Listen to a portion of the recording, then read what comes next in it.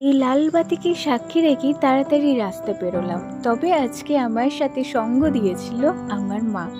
এসেছে আসানসোলে বেশ কয়েকদিনই হলো। তো আর কি, সঙ্গে নিয়ে বেরিয়ে পড়েছিলাম গ্যালাক্সি মলের উদ্দেশ্যে। যাব স্মার্ট বাজার। এই স্মার্ট বাজারে ঢোকার পরে কোন জায়গা থেকে শপিং করতে স্টার্ট করব বুঝতে পারি না কোনো দিনই। এই ট্রলিগুলো টানার সময় আমার বেশ মজা লাগে। যাই হোক, মাকে এই ট্রলি ধরিয়ে বলেছিলাম, তুমি একদিক থেকে অফার চেক করে জিনিস নিতে স্টার্ট করো, বিলের কথা ভেবো না, কারণ যা পছন্দ যা দরকার নিয়ে নাও। আমি নিয়েছিলাম এই ভেলপুরিটা। এর আগে আমার হাজব্যান্ড আমাকে অনেকবার এটা টেস্ট করিয়েছিল, যার জন্য আমি যতবারে আসি এটাকে কালেক্ট করি। বেশ কয়েকটা জিনিস নেওয়ার পরে উপরের ডিপার্টমেন্টে চলে গিয়েছিলাম কিছু ক্লথ আইটেম চেক করার জন্য।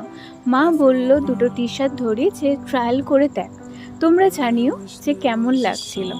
ট্রায়াল করার পরে মায়ের পছন্দ হয়েছিল এই অরেঞ্জ কালারেরটা, তাই অরেঞ্জ কালারটাই নিয়েছিলাম। আর দুটো নিয়ে নিয়েছিলাম কিউট কিউট কাঁচের জার, মায়ের খুব পছন্দ হয়েছিল। যাই হোক, অনেকক্ষণ ধরে বিলিং কাউন্টারে দাঁড়িয়ে ফাইনালি সমস্ত বিল টিল করিয়ে এখন বেরিয়ে যাওয়ার পালা। তোমাদের একটা জিনিস তোমাদের কাছে আমার আমি জানতে চাই, সেটা হচ্ছে তোমরা আমার মতো কে কে ব্যাগ ক্যারি করতে পছন্দ করো এক্সট্রা করে?